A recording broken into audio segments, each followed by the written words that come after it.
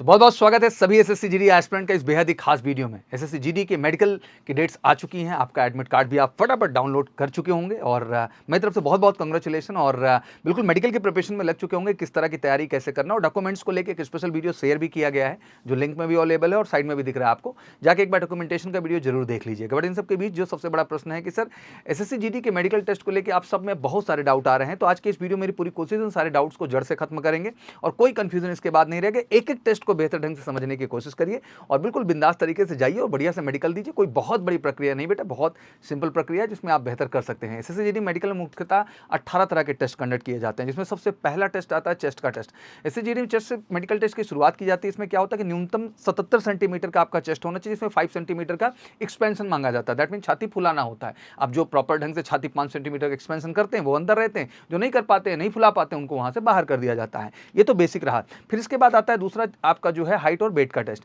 Obviously आपकी जितनी लंबाई है उनके अनुसार आपका जो है वेट भी होना बहुत जरूरी है। दैट मीन आपका जो नॉर्मल वजन है वो 50 केजी मिनिमम माना जाता है, कितना वजन आपका होना चाहिए। बाकी एक चार्ट भी आपको बगल में दिख रहा है जिसमें आप आइडेंटिफाई कर सकते हैं किस हाइट पे क्या आपका वेट होना चाहिए। 2-4-5 किलो का इधर उधर चलता है, बट ये आपका होना चाहिए। फिर आता है अगला बॉडी मार्क टेस्ट। ये बेसिकली बड़ा अहम टेस्ट होता है। बेसिकली इस टेस्ट को बनाया गया था टैटू के दृष्टिकोण से, बट इसके अलावा कट मार्क भी देखे जाते हैं। कट मार्क नेचुरल है, जेन्युइन एक्सीडेंटल हुआ है या किसी तरह का ऑपरेशन सर्जरी के सेंस में हुआ है, तो उसको बड़ी बारीकी से वो जांच करते हैं। और अगर वो कट ऑब्वियसली कहीं ना कहीं खतरेबल है, आगे चल के आपके लिए अप टू द मार्क नहीं है, तो उसकी वजह से ही बाहर होते हैं। बट टैटू को लेके स्पेशली, और टैटू का कॉन्सेप्ट समझा दूं कि आपका जो ये हैंड है इसके इस साइड में अगर आपका टैटू होता है तो कोई इशू नहीं। इसके अलावा बॉडी के किसी भी पार्ट में आपका टैटू होगा तो आपके लिए वो चिंता का विषय बनेगा। तो ध्यान रखिएगा, इसमें मूलतः टैटू ही ट्रैक किया जाता है, बट इसके अलावा कोई अगर कट गलत जगह है तो उसकी वजह से भी कैंडिडेट्स बाहर होते हैं। अगला आ जाता है नॉकनी टेस्ट। नॉकनी टेस्ट बहुत अहम है बेटा। ये सिंपल सा है कि आपके दोनों घुटने किसी भी तरह से जुड़ने नहीं चाहिए और उसके लिए हर तरह से टेस्ट करते हैं। दैट मीन खड़ा करके भी करेंगे, लेटा के भी आप वो करेंगे, बैठा के भी आप वो करेंगे और स्केल डाल के प्रॉपर चेक करते हैं कहीं आपको नोकनी का प्रॉब्लम तो नहीं है। अगर प्रॉब्लम है तो इस वजह से भी आप बाहर कर दिए जाएंगे। फिर अगला आता है बच्चा आपका लेग में जो है आपकी वेन्स हो या वेरिकोस वेन, जिसको वेरिकोस वेन के रूप में ही आप लोग जानते हैं। इस टेस्ट में क्या होता है कि पैर के जस्ट बैक में देखा जाता है कि लेफ्ट साइड में जो नसें हैं पैर की, कहीं वो नसें फूली तो नहीं है। अगर वो फूली हैं तो कहीं ना कहीं वेरिकोस वेन की ही इश्यूज हैं और इस वजह से भी कैंडिडेट बाहर हो जाते हैं। इलाज के तौर पर यही कहूँगा कि थोड़ा सा प्रिकॉशन लीजिए, ठंडा गर्म जो है प्रॉपर पैर को जो है थोड़ा सिकाई अच्छे से कीजिए। कुछ बेसिक एक्सरसाइज हो जाए, वेरिकोस वेन को लेकर भी एक स्पेशल वीडियो बनाई बच्चा, वहां जाके देख लीजिए, उससे आपको प्रॉपर क्लैरिटी मिल जाए। फिर आएगा फ्लैट फुट टेस्ट। इसमें बेसिकली ये देखा जाता है कि तलुए द्वारा जो शेप बन रहा है, जो एंगल बन रहा है, वो प्रॉपर है कि नहीं है। अगर उसमें क्या होता है कि गीला करके वो चेक करते हैं कि पैर रखा करके कि वो निशान, वो स्पेस जो आना चाहिए एग्जैक्टली वो आ रहा है कि नहीं आ रहा है। अगर वो आ रहा है स्पेस तो ठीक है, फिर कोई दिक्कत का बात नहीं है। Feet finger test. Feet finger test के दौरान क्या होता है कि आपकी पैर की उंगलियों की जांच की जाती है एंड इस टेस्ट में आपकी उंगलियों की साइज देखा जाता है, उनकी आकृति और लंबाई को भी ये लोग देखते हैं प्रॉपर है कि नहीं। फिर मतलब जो पैर की आपकी उंगलियां हैं, जिस प्रकार से आपकी पैर की उंगलियां कहीं अधिक लंबी तो नहीं है, किसी उंगली की लंबाई कम तो नहीं है, कोई बहुत ज़्यादा अधिक लंबी तो नहीं है, तो इस वजह से भी प्रॉब्लम होती है। और ये ऑब्वियसली आपकी पैर उंगलियां अगर इस तरह की गैप और अब नॉर्मल स्थिति में है तो इस कारण से ही बच्चों को वहां से बाहर किया जाएगा। और अगर नहीं समस्या है तो कोई दिक्कत की बात ही नहीं बेटा। फिर आता है आपका आई टेस्ट। आई टेस्ट हर पैरामीटर पे इंपॉर्टेंट हो जाता है। इसमें बेसिकली आपका विजन चेक किया जाता है। जैसे कि आपको बताएं कि विदाउट ग्लासेस में जो आई का स्टैंडर्ड बनाया गया 6/12 का बनाया गया है। बाकी बहुत पैरामीटर हैं जिसमें कलर ब्लाइंडनेस को लेकर के आपको पाथ टेस्टिंग वगैरह वगैरह जितने भी आई के पैरामीटर वो सारे टेस्ट वहाँ कराए जाएंगे। फिर आता है आपका ईयर टेस्ट। इसमें ऑब्वियसली कान को अच्छे तरीके से देखा जाएगा, कान में किसी तरह का फोड़ा फुंसी तो नहीं है, किसी प्रकार की गंदगी तो नहीं भरी हुई है, इन सब चीज़ों को बड़ी गहराई से देखा जाता है। सुनने की क्षमता प्रॉपर है कि नहीं, उसको अलग अलग तरह के टेस्ट हैं, उसके माध्यम से वो आपको टेस्ट कर लेते हैं। फिर आता है नोज टेस्ट। नोज टेस्ट में मुख्यतः जो सबसे अहम चीज़ हो जाती है वो होती है डीएनएस की प्रॉब्लम, जिसको आप समझते होंगे नाक की हड्डी का टेढ़ा होना। अगर ये इस तरह की दिक्कत है तो ऑब्वियसली इसकी वजह से भी आप बाहर हो सकते हैं। टीथ टेस्ट में आपके दांतों को अच्छी तरह से जांचा जाता है।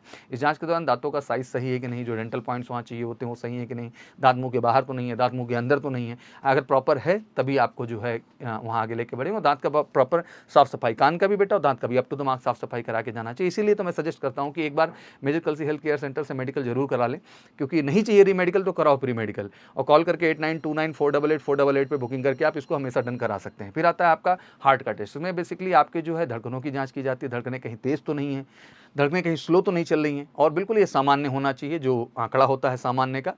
फिर इसके बाद आता है आपका blood pressure test. Blood pressure obviously आपका हाई क्या जा रहा है, लो क्या जा रहा है, सब नॉर्मल होना चाहिए। आज के टाइम में मैं यही कहूँगा कि 130 के ऊपर नहीं जाना चाहिए और 80 से नीचे नहीं जाना चाहिए। वो आंकड़ा आपका आ रहा है तो सही है, कोई दिक्कत की बात नहीं, काम रहिए, कूल रहिए, आपके जो है ब्लड प्रेशर में किसी तरह का इशू नहीं आएगा। फिर इसके बाद आता है स्वेटी पाम, जिसमें आपका चेक किया जाता है हाथ की हथेली में कहीं पसीना तो नहीं आता है।